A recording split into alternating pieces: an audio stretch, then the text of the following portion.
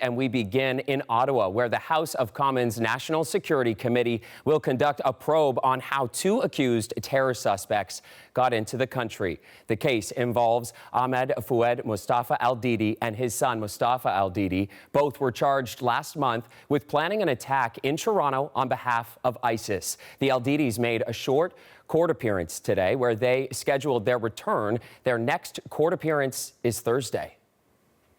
CBC's Rafi Boudjikanian is on this story for us and joins us now from Ottawa. Rafi, nice to see you. What do we know about this committee probe and how it's proceeding? Chris, it was day one today, and it very much seemed like the Conservatives and the Liberals are trying to blame each other for who let the LDDs in. A quick recap, the RCMP arrested Ahmed Fouad Mustafa Al-Didi and his son Mustafa a couple of weeks ago near Toronto, and they are facing 9 charges, including conspiracy to commit a murder on behalf of a terror group, in this case ISIS. Now, the questions are around when they were allowed into Canada and how they got past security screening, especially as there is footage from 2015, an ISIS video allegedly featuring the father committing an assault. So the Conservatives first and then the NDP started to ask for this Public Safety Committee to reconvene to start this probe. And today the committee came together. Everyone ended up agreeing that they will hear from the Public Safety Minister, the Immigration Minister, the heads of RCMP, Canada Spy Agency, CSIS, as well as the Canada Border Services Agency. But I don't want you to think this is all, a fact-finding mission with no political points to score, because here's how Liberal and Conservative MPs spoke to us after the hearing wrapped up today. Conservative cuts have consequences, and I'm glad we're talking about this. We heard under the Harper era, the cuts to CBSA was going to lead to potential risks to our national security, and I think it's important we have those conversations now. Last time I checked, this has been a Liberal government over the last 9 years. This is a bureaucracy and a public service that has swollen dramatically, and yet we're still seeing a government that's not getting the job done when it comes to keeping Canadians safe. Okay, so Rafi, you just mentioned some of the people that we might hear from in this thing. Who are we expecting to hear from next? So the Public Safety and Immigration Ministers will be up first. That'll be the week of August 26th. And then we're supposed to hear from the remaining witnesses, the heads of the national security agencies. A couple of other things we're looking out for in this story. The Public Safety Department has committed to releasing some sort of timeline that would detail when the LDDs got into Canada and how. Today they said that timeline is not ready yet, and of course there are some questions remaining about how much we'll be able to really learn at these committee hearings, because this whole proceeding is before the courts, and typically that causes governments to clam up and say, there's a lot of stuff we can't get into because things are before the courts, and in this case, there's a publication ban as well. So that's a bit of a double whammy here, Chris. Yeah, such a good point. All right, Rafi Boudjikanian for us in Ottawa. Thank you, Rafi. You're welcome.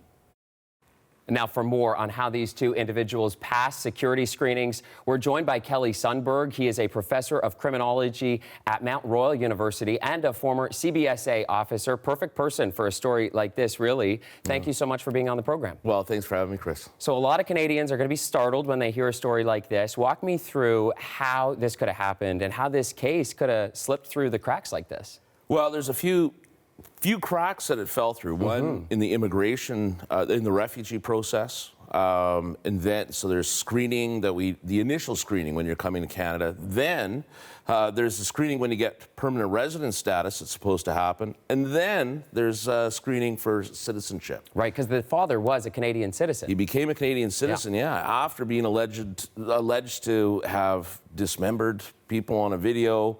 A known member of ISIS participating in ISIS propaganda.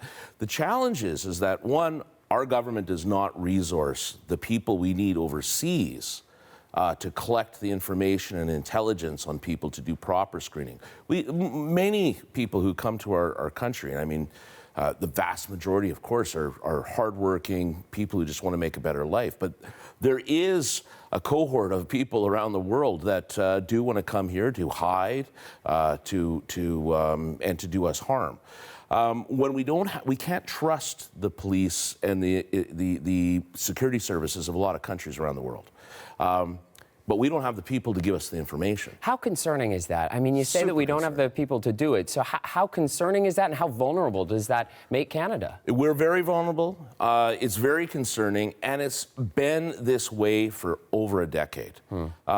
We just don't have the capacity. We have brilliant people working for CBSA and other agencies, but we have 4 agencies that are ultimately responsible for our immigration security.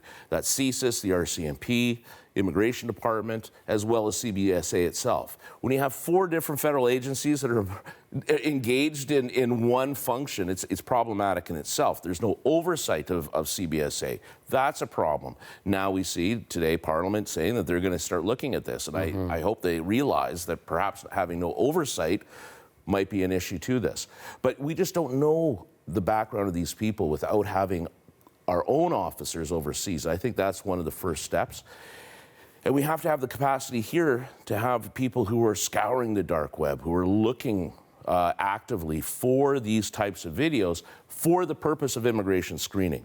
But it takes a long time. Well, and one of the concerning things, added concerns here, if you will, is that CSIS was actually warned about the LDDs by an allied country. So what does that tell us about our counterterrorism efforts here? Well, it's often the case where we hear from the British or the Americans through one of their investigations, they find out something's going to happen.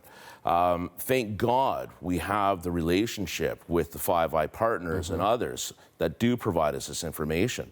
But what it shows is we're not doing enough. We're not contributing to that Five Eyes infrastructure because we politicized so much of our immigration program. And we have competing interests within the administration and the selection process for immigrants. There's this disjointedness. Right. If we're bringing in hundreds of thousands of immigrants, and we need to, we have to ensure that that immigration program also has a very robust policing section to it. So we need to expand our capacity. And like I said, having several government agencies, not 2, not 3, 4, involved in this process, we can see where inefficiencies and things are going to fall through the cracks. Well, and you highlighted there, Kelly, for me, several problems with this system. If you could make just one change, one of those changes you mentioned, which one do you think would have the biggest impact? I would realign the CBSA so that it took the very predominant role in immigration and border security, and I would change its focus from the Canada Border Services Agency to the Canada Border Security Agency. And we're exposed. You know, this is an example where a lot of people could have lost their lives here in Toronto, and that's you know, that has to be investigated. Yeah. But sadly, this isn't anything new. Okay, well, we will see what happens in these hearings as well, what learnings we might get out of all of that. But for now, Kelly, thank you so much for coming into studio and joining us. Thanks for having me. Kelly Sundberg is a professor of criminology at Mount Royal University and a former CBSA officer.